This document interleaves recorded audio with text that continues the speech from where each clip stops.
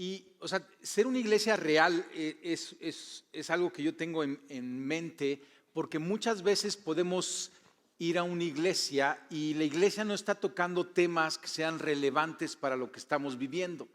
Cuentan hace 22 años, y algunos de nosotros lo vivimos, el ataque a las Torres Gemelas el 11 de septiembre del 2001, que sucedió entre semana, y ese fin de semana las iglesias en Estados Unidos se llenaron de gente que venían buscando pues una respuesta, una explicación o consuelo, y lo que cuentan es que muchas iglesias ni siquiera tocaron el tema, porque no sabían cómo enfrentar un tema difícil.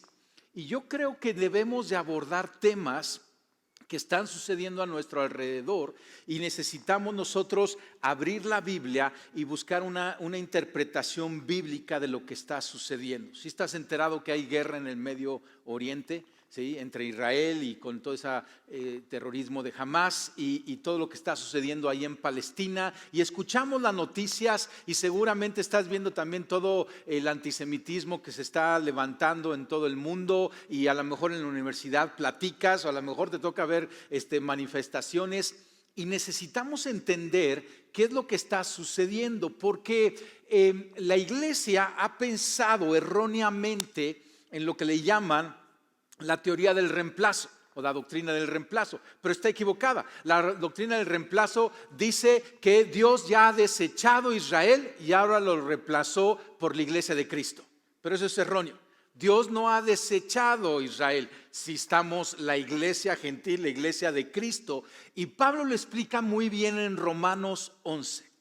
Y en Romanos 11 Pablo escribe acerca de cómo lo que está sucediendo en ese tiempo estaba sucediendo con Israel, que tiene mucha relevancia, pero es interesante porque Pablo nombra a Israel como el olivo natural. Y entonces traje un olivo de mi casa, ¿sale? Y habla de que tú y yo somos una rama silvestre, éramos silvestres y ahora hemos sido puestos en el natural. Mira lo que dice Romanos 11, 17. Ahora bien, es verdad que algunas de las ramas han sido desgajadas y que tú, siendo de olivo silvestre, has sido injertado entre las otras ramas. Ahora participas de la savia nutritiva de la raíz del olivo. Sin embargo, no te vayas a creer mejor que las ramas originales. Y si te jactas de ello, ten en cuenta que no eres tú que nutre a la raíz, sino es la raíz que la que te nutre a ti. Entonces, o sea, tú y yo somos una rama en el olivo que ha sido injertada, pero el olivo continúa y necesitamos entender que tú y yo recibimos esa savia de la raíz de ese olivo natural. Por su gracia y misericordia es que tú y yo hemos sido escuchados de Jesucristo, creído en Jesucristo y hemos sido adoptados en la familia del Padre. Pero Dios no ha terminado con el pueblo de Israel y necesitamos entenderlo para que tú y yo podamos interpretar mejor lo que está sucediendo y escucha lo que viene hacia adelante, cómo enfrentarlo. Entonces, déjame llevarte por un viaje histórico. Espero que te guste la historia, porque hoy vamos a ver de mucha historia. Déjame llevarte por este viaje histórico acerca de la historia de Israel hacia nuestros días. Y todo comienza, te pongo aquí una tabla del tiempo, en el Génesis. ¿Sí? El Génesis, bueno, obviamente explica el capítulo 1 y 2 que Dios creó los cielos y la tierra. Dios hizo al ser humano, lo hizo a su imagen y semejanza para tener una convivencia cercana con Él. Y luego viene la desobediencia de Adán y Eva. No era el plan de Dios, pero al darle libertad al hombre, el hombre, aunque no tenía una herencia de pecado, decidió desobedecer la orden de Dios. Y en Génesis 3:15, nos estamos hablando aquí en el comienzo, fíjate qué interesante, si me pones Génesis 3:15, le llamamos como el protoevangelio, ¿no? En este versículo está englobado el plan de salvación que se desarrolla a lo largo de la Biblia y que tú y yo podemos leer y entender y conocer y ahora participar. Y entonces fíjate, el hombre acaba de rebelarse y viene una consecuencia de su desobediencia y Dios dice esta profecía: y pondré hostilidad entre tú, le está hablando a la serpiente, entre tú y la mujer, entre tu descendencia y la descendencia de ella. Y entonces Dios está profetizando que venía aquí una hostilidad entre las dos descendencias. O sea, en la humanidad iba a haber quien estaba en obediencia a Dios y iba a haber quien estaba más bien en obediencia a la serpiente. Y venía todo un caos y venía toda una guerra y un conflicto en esas descendencias. Y luego continúa y dice, su descendiente, o sea, está hablando del descendiente de la mujer, y de hablar de descendencia plural, ahora habla de una descendencia singular y masculina. Su descendencia te golpeará o te aplastará la cabeza. ¿Sabes de quién está hablando? De Jesucristo. Jesucristo es ese descendiente, ¿sí?, que venía profetizado para aplastar la cabeza de la serpiente. Y dice, y tú le golpearás en el talón. Y está hablando ahí, o sea, de la crucifixión. Y entonces fíjate, en Génesis 3:15 está esto profetizado y es la historia de salvación. Entiende esto, y es muy importante. Dios no estuvo de acuerdo con lo que el hombre hizo. O sea, Génesis 3:15 no está avalando la desobediencia del hombre. Pero Dios ama tanto al hombre que da un plan para rescatarlo aún en su equivocación. Muchas de las cosas que estamos viendo hoy en día, claro que Dios no está de acuerdo con eso y no nos gusta verlo y no estamos de acuerdo con eso, pero en todo esto tenemos que tener que Dios tiene un plan. Y es una plática que te va a impactar tu corazón, porque así como Dios tiene un plan para Israel, lo vamos a ver, Dios tiene un plan para ti y cada uno de nosotros, y tenemos que estar conscientes. Y el plan que Él tiene, la historia que Él tiene, es una historia de salvación. ¿No te da gusto decir, ay, Dios tiene una historia de salvación? ¿Sí? Porque a lo mejor algunos están diciendo, no, mi historia parece de perdición. No, Él tiene una historia de salvación para ti. Entonces comienza el nacimiento de una nación, pero lo que continúa es que viene esa descendencia, y tú puedes ver a través de los libros de la Biblia, como por ejemplo viene Noé, la familia de Noé. Dios rescata a Noé de ese diluvio, de ese juicio, y Noé y su familia son rescatados, y de ahí Dios llama a un hombre llamado Abraham, y de Abraham es que hace un pacto con Abraham. Y entiende, o sea, Noé tuvo 3 hijos, Sem, Jafet y Cam, y viene la bendición por medio de Sem. Abraham era un semita. ¿Has oído la palabra antisemitismo? De ahí viene, de Sem, el hijo de Noé. Abraham era un semita que fue llamado. Entonces cualquier ataque hacia la descendencia de Sem se le llama antisemitismo, que es lo que escuchamos. Y entonces Dios llamó a este hombre y le dijo, Génesis 12, versículo 1 y 3, lo tienes ahí en la pantalla. El Señor le había dicho a Abraham, deja tu patria y a tus parientes y a la familia de tu padre y vete a la tierra que yo te mostraré. Entonces vamos a ver algunas cosas. Esto le llamamos el pacto abrámico. El primero es el pacto edénico, en Génesis 3:15, ahora está el pacto abrámico, y hay varias cosas. Dice que le va a mostrar una tierra. Entonces implica una tierra. Haré de ti una gran nación. Y habla sí de número, pero también una nación santa. Es lo que se está refiriendo. Te bendeciré y te haré famoso. O sea, Abraham es uno de los hombres más famosos por todo el planeta, ¿no?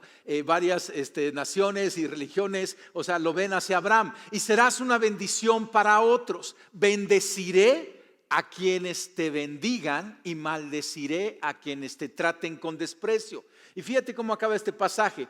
Todas las familias de la tierra serán bendecidas por medio de ti. ¿Entiendes? El plan de Dios tiene en mira a todas las naciones. No es que Dios solamente diga Israel y solamente Israel. No, Él está viendo a todas las naciones. Entonces, el pacto con Abraham, vemos 4 cosas puntuales. Primero, le dará una tierra. Implica una tierra, que es el lugar de conflicto que estamos viendo hoy en día. ¿Sí? Hay una tierra prometida por Dios y ese es ahorita el lugar geográfico de conflicto. Haré de ti una gran nación. Y a lo mejor tú dices, no, hombre, hay más poblanos que judíos en el mundo. Quizás es cierto eso, pero está hablando de una nación santa. Y es interesante porque cuando tú ves a Israel hoy en día y dices, híjole, Tel Aviv parece más bien la capital de la perdición, ¿no? Y todavía no sucede eso de la nación santa, pero es la promesa de Dios. Tercero, te protegeré, bendeciré a los que te bendigan y maldeciré a quienes traten con desprecio. Esta es una buena enseñanza para nosotros. O sea, Dios cubre al pueblo de Israel y tenemos que entenderlo en todo esto. Y mira el cuarto, serás de bendición a todas las familias de la tierra. Tú y yo hemos recibido varias bendiciones del pueblo de Israel, pero ¿sabes cuál es la más grande? ¿Cuál es la más grande bendición? Jesús.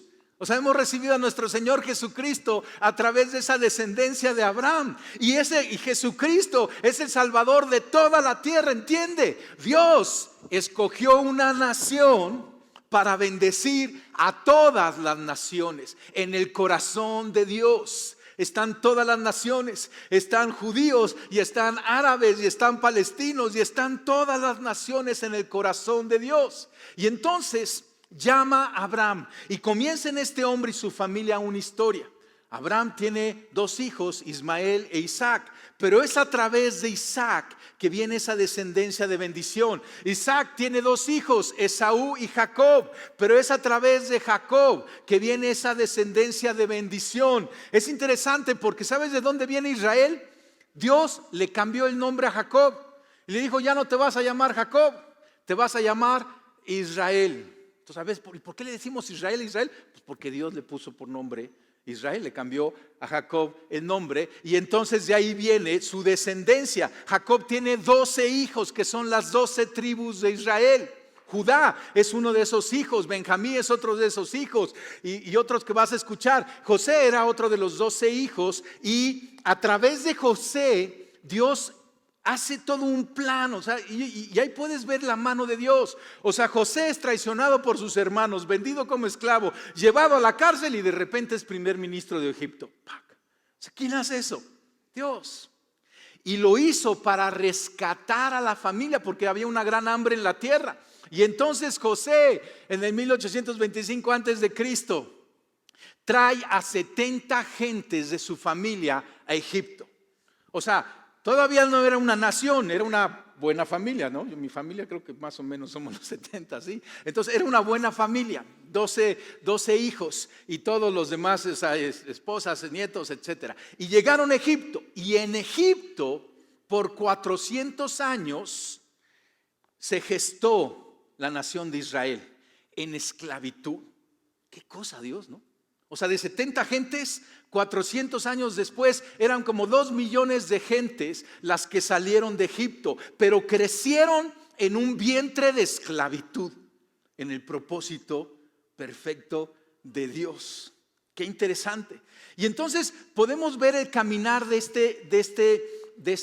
este pueblo, ¿no? En donde, o sea, ya vimos el pacto abrámico y luego viene aquí el Éxodo, en donde viene el pacto mosaico, entonces edénico, abrámico, mosaico, y el caminar del pueblo de Dios es que Dios manda a Moisés, los saca del cautiverio y los lleva por un recorrido de 40 años por la necedad del pueblo y los lleva ya no con Moisés, ahora con Josué, y entraron a la tierra de Canaán. ¿Te acuerdas una de las promesas? Te daré una tierra. ¿Sí? Entonces Josué los introduce a esta tierra que hoy es donde está el conflicto. Y de ahí comienza una nación a establecerse. Viene el periodo de los jueces, luego el periodo de los reyes. Se levanta el rey Saúl, luego el rey David. Dios hace el pacto con el rey, un pacto con el rey David y le promete que iba a venir un rey que se iba a sentar sobre el trono de David y que iba a reinar por toda la eternidad. O sea, Dios está aquí gestando su plan. Y después el pueblo de Israel empieza a caminar. Y en su caminar se empieza a desviar, cae en idolatría, que es desobediencia de lo que Dios quiere traer, y entonces viene un juicio de parte de Dios que le llamamos el primer cautiverio. Por la desobediencia del pueblo de Israel viene una disciplina. ¿Verdad que los papás disciplinamos a los hijos? ¿Sí? ¿Hijos escucharon? ¿Sí? Los papás disciplinamos a los hijos porque los amamos. Bueno, Dios disciplina a su pueblo de Israel y viene este primer cautiverio por la idolatría en el año 600 antes de Cristo. Interesante porque Dios había profetizado que iban a llevarse al cautiverio al pueblo de Israel por su idolatría, que se arrepintieran, y el pueblo no se arrepiente. Pero manda a Jeremías y Jeremías dice, va a durar 70 años el cautiverio. Y entonces Daniel, que es uno de los profetas del cautiverio, está leyendo a Jeremías y dice 70 años, y hace su cálculo y dice, ya se cumplió el tiempo, y de ahí viene el ayuno de Daniel, ¿no? Y entonces regresa del exilio, o sea, 70 años después del 605, a Jerusalén un remanente. ¿Por qué era necesario que regresara el pueblo de Israel a Jerusalén? Porque venía el nuevo pacto, venía el nacimiento de nuestro Señor Jesucristo y tenía que haber una nación ahí. Y entonces ese es el nuevo pacto que conocemos. Ahora, es nuevo pacto, pero es parte de la continuación de todos estos pactos. El nuevo pacto es inaugurado por el nacimiento de Jesucristo, que ahorita lo vamos a festejar en diciembre, ¿no? Y es inaugurado el nuevo pacto. Y me encanta este pasaje en donde Lucas capítulo 2 versículo 30, que está Simeón, ¿sí? Ahí en el templo, y cuando traen a presentar a Jesucristo siendo un bebé al templo, Simeón dice esto: he visto tu salvación. ¿Te acuerdas? Génesis 3:15, serás de bendición para todas las naciones, el rey que se iba a sentar sobre el trono de David. Y Simeón está viendo aquí al bebé Jesús y dice: he visto tu salvación, la que preparaste, ¿para quién? Para toda la gente. Toda la gente estamos en el corazón de Dios. Él es una luz para revelar a Dios. ¿A quién? A las naciones, mucho más allá que la nación de Israel, a todas las naciones. Y lo último dice: y es la gloria de tu pueblo Israel. Entonces fíjate qué interesante, porque tienes que ver la historia de Israel unida a la salvación de las naciones. Dios tiene en su corazón las naciones y en su perfecto plan ha decidido levantar una nación a través de la cual trajo la luz para revelar a Dios a todas las naciones. Entonces fíjate qué interesante. Los pactos, ¿sale? Entonces, tienes la tabla de los pactos. O sea, fíjate estos 5 pactos que hemos estado hablando. O sea, el edénico promete la semilla para aplastar la serpiente que iba a venir en esa descendencia santa. El pacto abrámico habla de una nación grande, santa, una tierra y bendición para todas las naciones. En los grupos Paz vamos a analizar todas las bendiciones que hemos recibido de parte del pueblo de Israel. No te pierdas tu grupo Paz esta semana. Luego viene el pacto mosaico, donde Dios le da la ley como la constitución del pueblo de Israel, los 10 mandamientos. El pacto davídico, y Dios promete un rey eterno en el trono de David, que es nuestro Señor Jesucristo. ¿Te acuerdas en la cruz que le pusieron Inri, el rey de los judíos? ¿Sí? Y el rey de los judíos estaba siendo crucificado para bendición de todas las naciones. Y luego viene el nuevo pacto en nuestro Señor Jesucristo. Es un pacto que provee perdón, promete un corazón receptivo en Israel y en todas las naciones, un espíritu para poder obedecer a Dios, y Él ha derramado la llenura del Espíritu Santo. Y también promete que todo Israel será salvo. Esa es parte del nuevo pacto. El nuevo pacto ya se inauguró en Cristo Jesús, pero continúa. Entonces fíjate, las promesas de Dios, cuando Dios promete, tenemos que entender esto. Ponme ahí la tabla de las promesas de Dios. Primero, son incondicionales. No dependen de nosotros. Porque si dependieran de nosotros, imagínate que Dios hubiera dicho: está bien, voy a dar salvación a las naciones, pero Caín no le vaya a pegar a Abel. Y me lo mató a Abel. ¿No? Pues nunca hubiera venido la salvación. ¿Verdad que si dependiera de nosotros no se hubiera logrado? Por eso las promesas de Dios son incondicionales, porque muchas veces vemos al pueblo de Israel y decimos: híjole, esta nación como que no se lo merece, pero son incondicionales, es el plan de Dios, es por el amor de Dios, y a pesar de Dios las cumple. Segundo, son eternas, no tienen caducidad. A lo mejor cuando tú vas a tomar la leche, ¿no? Y ves en el cartón de la leche, dice: bébase antes de, y tiene una fecha, ¿no? Las promesas de Dios, si le buscas la fecha de caducidad, no tienen caducidad, porque lo eterno no caduca. Entonces, las promesas siguen vigentes el día de hoy. No, es que Dios ya eso hace mucho tiempo, ya pasó, ya caducó. No, son eternas. Tercero, Dios siempre cumple sus promesas, y que esto te anime, ¿sí? Porque vemos cómo cumple sus promesas con Israel. Y así como cumple también cuando va a venir una disciplina y viene la disciplina, dice, pero yo te voy a regresar y yo voy a dar salvación. Dios siempre cumple sus promesas. Y lo cuarto es que sus promesas son literales. Si Dios dice, te voy a dar una tierra, ¿qué crees? Les da una tierra. Y eso está bien padre, porque si Dios te promete que te va a dar una esposa, ¿qué crees?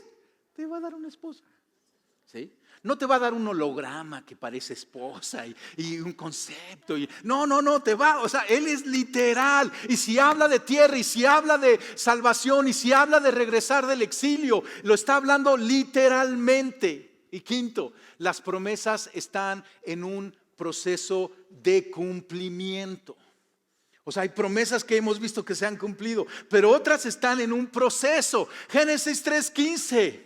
¿Sí? Y su descendencia te aplastará la cabeza. ¿Ya sucedió? Pablo nos dice que Jesucristo ya le ha quitado toda autoridad al enemigo y a Satanás, pero viene un día en donde va a ser completo, porque todavía el Satanás ahí sigue dando lata, ¿sí? Aunque ya no tiene autoridad sobre nosotros, le ha sido quitado esa autoridad, pero viene aquel, el rey en el trono de David, que va a aplastar la cabeza de la serpiente. Entonces fíjate este pasaje, Jeremías 31:35, para englobar lo de las promesas de Dios. El Señor, quien provee el sol para alumbrar el día, y la luna y las estrellas para alumbrar la noche, y agita el mar y hace olas rugientes. Su nombre es el Señor de los ejércitos celestiales. Y esto es lo que dice: igual de improbable es que anule las leyes de la naturaleza como que rechace a mi pueblo de Israel. Va a seguir habiendo gravedad, ¿sí? Y dice, sí, claro, va a haber gravedad. Así Dios no va a rechazar a su pueblo de Israel, aunque han hecho mal y han se equivocado y no lo reconocieron y varias cosas. Dios no rechaza a Israel. Mira Miqueas 5:2, para hablar del ya y todavía no. Dice, pero tú, oh Belén Efrata. Belén te suena a Navidad, ¿verdad que sí? 10 de diciembre tenemos The Greatest Christmas, vamos a estar ahí, el Belén, o sea, pero tú, oh Belén Efrata, eres solo una pequeña aldea entre todos los pueblos de Judá. No obstante, en mi nombre saldrá de ti un gobernante para Israel, cuyos orígenes vienen desde la eternidad.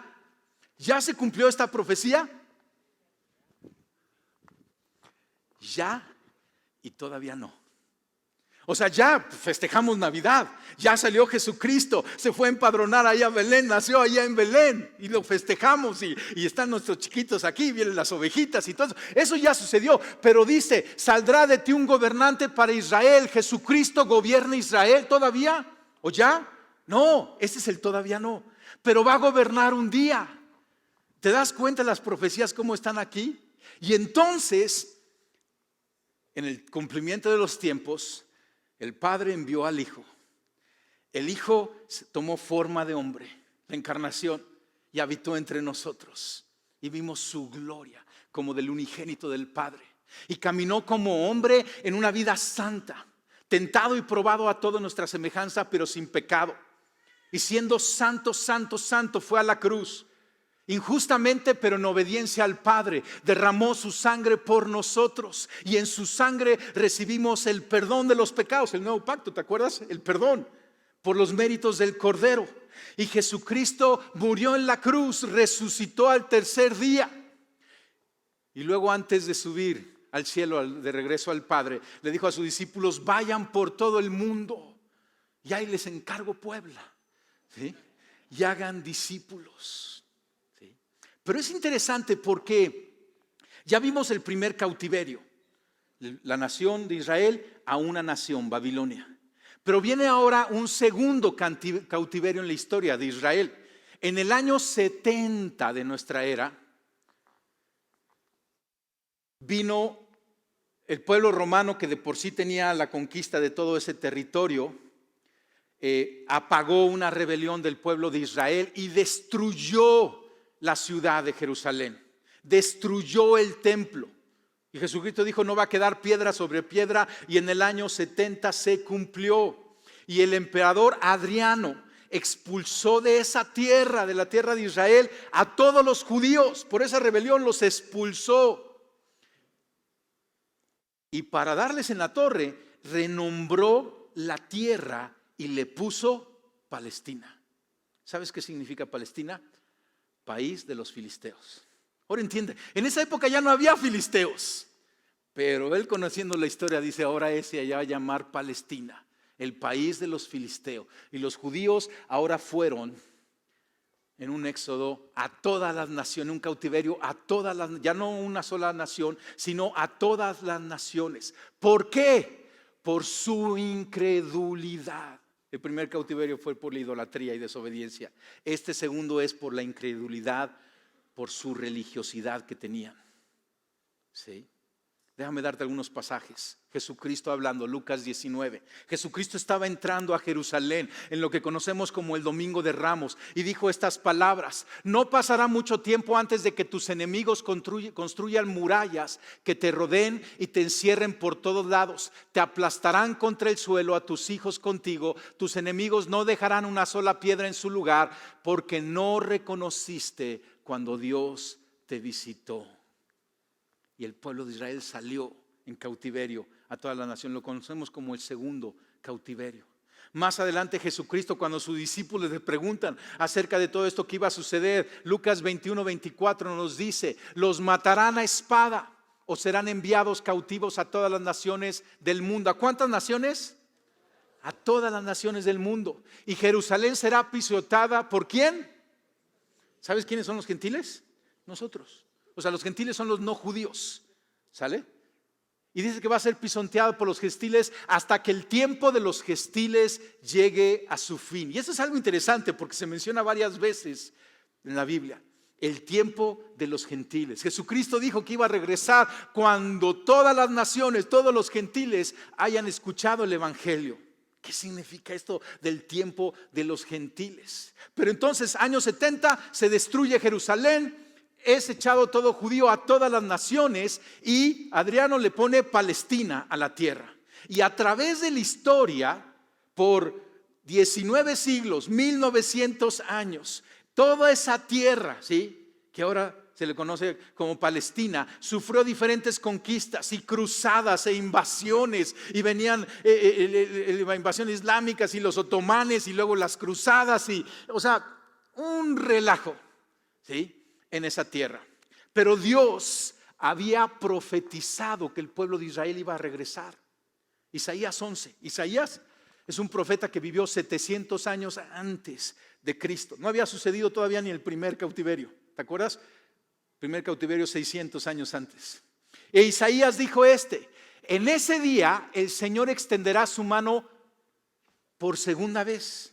Entonces no es la primera vez. La primera vez fue Babilonia. Dice, por segunda vez, para traer de regreso al remanente de su pueblo, los que quedan en Asiria, en el norte de Egipto, en el sur de Egipto, en Etiopía, Elam, en Babilonia, Hamat y todas las tierras costeras distantes. ¿Sabes cómo Dios lo hizo? Ahora entiende, el primer cautiverio duró 70 años. El segundo duró 1900 años. Oye, hay mucha diferencia ahí, ¿verdad? ¿Y cómo es que Dios profetizó? Por segunda vez extenderá su mano, ¿sí?, y los traerá de regreso. Déjame contarte la historia. Comienza con los pogromos en Rusia. Tú dices, ¿y qué es pogromo? Aquí es pura cultura, ¿eh? O sea, pogromo es una palabra rusa que significa algo así como holocausto, persecución de los judíos.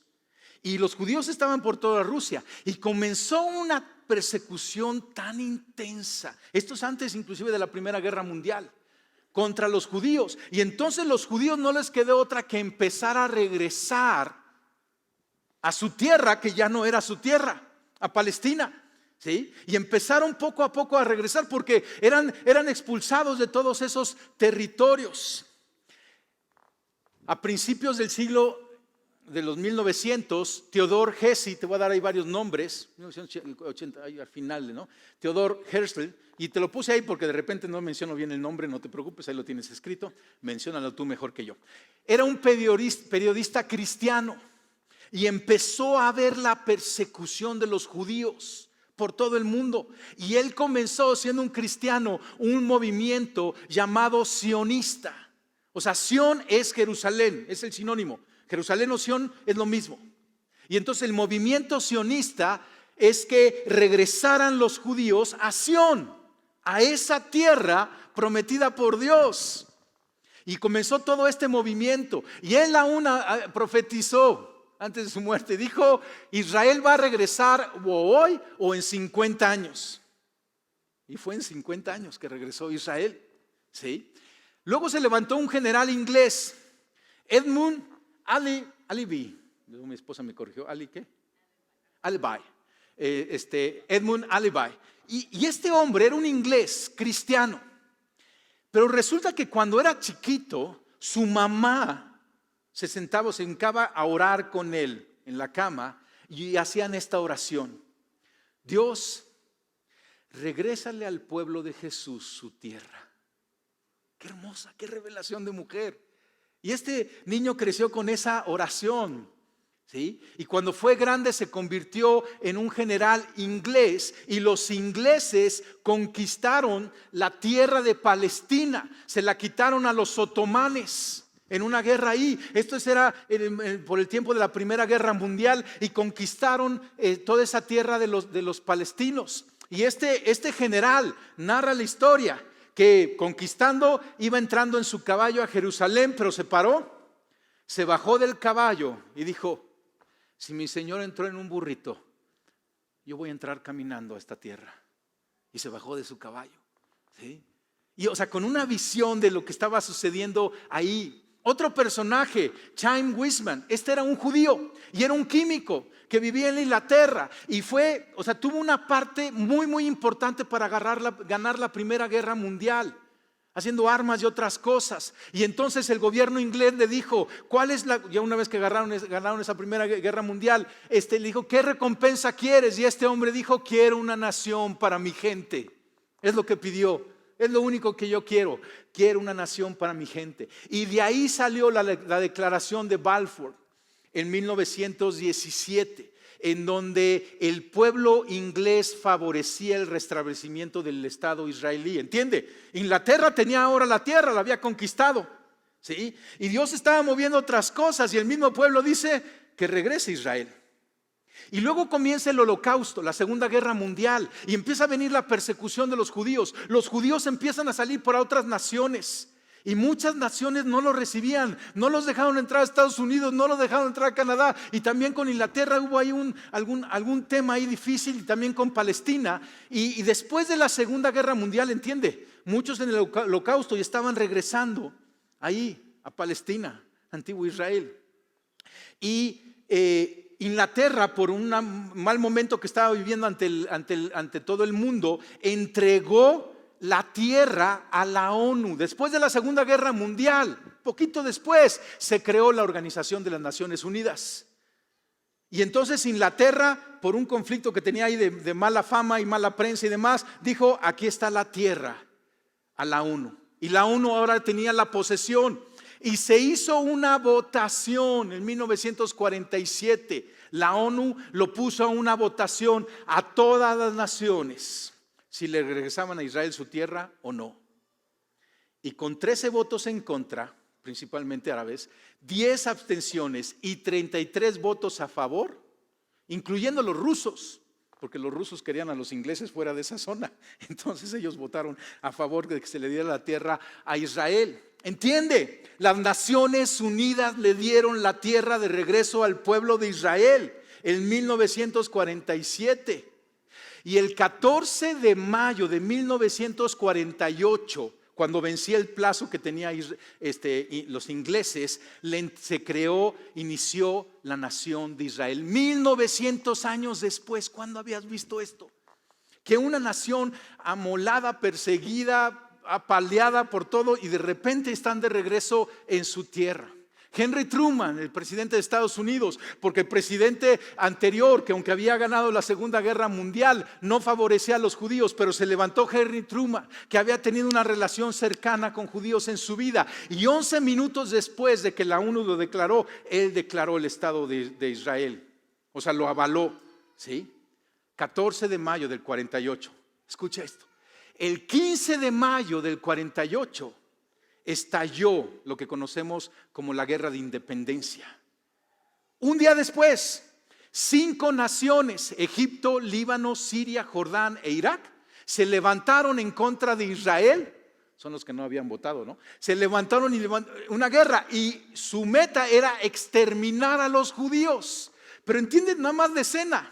Aquí tienes un montón de gente que había estado llegando de regreso poco a poco por ese sionismo, puros perseguidos. No tenían una organización, no tenían un ejército, y de repente 5 naciones bélicas se levantaron en contra de Israel. ¿Y qué hizo el pueblo de Israel? Pues empezaron a buscar armas de donde podían, porque no tenían, y resistieron durante 10 meses esa guerra y la ganaron. Por eso se le llama la Guerra de Independencia, ¿sí? Y de ahí vienen muchas guerras subsecuentes, porque tú y yo, y a lo mejor los jóvenes están ahorita escuchando las noticias y dices, ¿y qué está pasando? O sea, no es algo muy nuevo de lo que ha estado sucediendo en la historia. Mira, más guerras. La crisis de Suez, 1956, Guerra de los 6 días, 1967, y esa guerra de los 6 días es una gran historia de salvación y de victoria y demás. Guerra del Yom Kippur, en un día festivo del pueblo judío, ahí inició una guerra. Guerra del Líbano, guerra contra Hezbollah, que también venía del Líbano. Y allá le puse de una vez la guerra contra Hamás en el 2023. O sea, porque algunos de repente escuchan las noticias, ¿no? Y ya quieren salir corriendo. ¿Y qué hago? Vendo mis negocios. Y tranquilo. ¿Sí? Algo está sucediendo. ¿Sí? O sea, pero algo viene sucediendo en toda esta historia. ¿Por qué Dios? O sea, ¿notas cómo Dios orquestó todo el regreso de Israel a su tierra? Porque era la promesa, una tierra. ¿Sí? ¿Por qué Dios está orquestando esto? Mira lo que dice Jesucristo en Mateo 23, 29. Porque te digo lo siguiente, no volverás a verme hasta que digas, bendito el que viene en el nombre del Señor. Es algo que Jesucristo le dice al pueblo de Israel. Y el pueblo de Israel un día va a decir, bendito el que viene en el nombre del Señor, a Jesucristo, nuestro Señor, que será su Señor. Entonces entiende, el pueblo de Israel tiene que estar en su tierra y tiene que estar creyendo en Jesús para que Jesús regrese, para bendición de todas las naciones. Ahora, algunos estudiosos dicen que viene un tercer cautiverio, y ese cautiverio va a ir a todas las naciones otra vez. Y otros estudiosos dicen que Daniel profetizó que se van a levantar 10 naciones en contra de Israel. Y de ahí viene un tiempo de paz y otras cosas. O sea, cosas interesantes. Bien, ¿qué tenemos que hacer tú y yo mientras? Animarnos con Dios. O sea, estudiar la Biblia, interpretar los tiempos. Siga haciendo negocios, no dejen de casarse y tener hijos y vamos para adelante. Pero en todo vamos nosotros viendo lo que Dios está haciendo. Nunca ha habido un caso de un pueblo así, tan perseguido, decimado, esparcido. Y después de casi 2000 años regresar a su tierra, establecer su nación, ¿sí? Y ahora lo que dicen las noticias es que ahora, ¿sí? En el combate es la parte fuerte, ¿no? Y entiende, o sea, no nos gusta lo que está sucediendo, no nos alegramos con hospitales bombardeados y con las imágenes que vemos, nos entristece. Pero entendamos que Dios lo profetizó. Dios está orquestando algo, que su pueblo sea salvo y que todas las naciones sean salvos. El apóstol Pablo dijo, o sea, si el rechazo de los judíos nos benefició a los gentiles porque llegó el evangelio a nosotros, y Pablo dice, ¿te imaginas cuando los judíos crean? O sea, nada más imagínate ese día, que los mismos judíos sean los que vayan de misiones a predicar a los países árabes. ¿Entiende? Hay un avivamiento ahorita en los países árabes. Jesucristo se está apareciendo a musulmanes y a árabes. Es el plan de Dios. Dios ama a las naciones, ¿sí? Israel tiene que ser salvo y las naciones tienen que ser salvas. Termino con esto. El olivo. Está bonito mi olivo, ¿verdad? Tú y yo somos una rama importante, pero en el proyecto de Dios. Entiende esto. Y joven, escucha esto, porque a veces los jóvenes ven la Biblia y dicen, hombre, pues si es un libro ya viejo, es el mejor periódico de ayer, de hoy y de mañana. Es un libro actual, es un libro de esperanza. El 24% de la Biblia contiene promesas acerca del futuro. Hay 700 profecías en la Biblia, pero escucha esta, casi 600 de esas 700 ya se cumplieron. Ya se cumplieron. Ya regresó Israel del primer cautiverio. Ya llegó nuestro Señor Jesucristo. Ya murió en la cruz, el Cordero de Dios que quita el pecado del mundo. O sea, entiende, el 81% de esas promesas ya se cumplieron. Queda el 19%. ¿Cómo sabemos que se van a cumplir ese 19%? Pues porque ya se cumplió el 81%. Se van a cumplir. Dios lo ha anunciado, Dios lo está orquestando y Dios lo va a llevar. Esa es la garantía. Y tú y yo debemos de entender los tiempos. Termino con Ezequiel 37, un profeta en el Antiguo Testamento que Dios levanta y de repente le dice a Ezequiel, este profeta, comienza a profetizar, lo lleva a un valle de huesos secos. ¿Cómo has escuchado ese pasaje? Y le dice, profetiza sobre los huesos que llegan a la vida, que viene la carne y vienen los tendones y viene la piel y vuelven a resucitar esos huesos. Y después le explica a Dios a Ezequiel, luego me dijo, hijo de hombre, estos huesos representan al pueblo de Israel.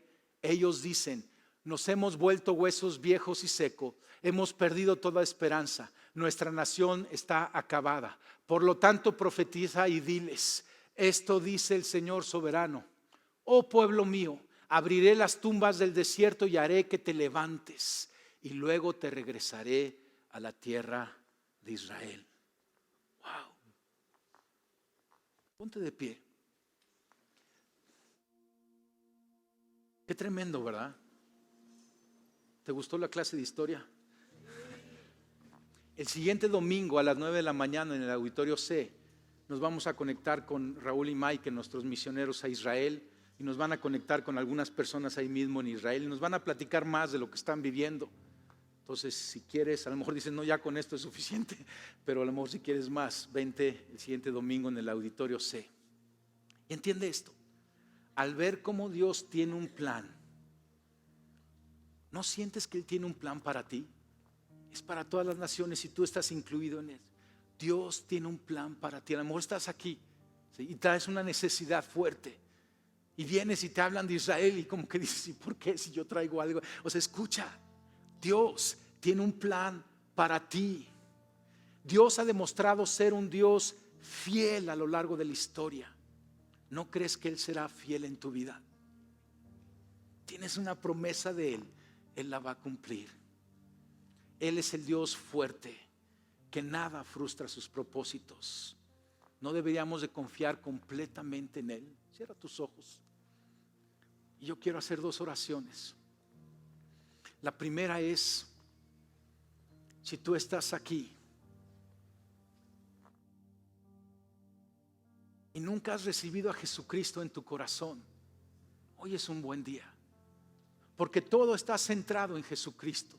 Como veíamos en la gráfica, todo llegó a la cruz y de la cruz parte todo en la historia. Jesucristo vino para darnos salvación, pero Jesucristo va a regresar para reinar y que nos encuentre siendo de los suyos. Y si tú quieres hacer una oración hoy para recibir a Jesucristo, repite conmigo y dile, Dios, yo te doy gracias porque hoy sé que tienes un plan bueno, perfecto para mi vida. Te pido perdón, Señor, que he caminado lejos, que he ignorado tu voz. Yo me arrepiento hoy. Y Jesucristo, a ti hoy te nombro el Rey y Señor de mi vida. Ven y gobierna en mi corazón. Sé Señor y Rey, hoy y siempre. Amén. Amén. Este es el principio de la salvación. Pero ahora tú y yo tenemos una historia común en Cristo Jesús.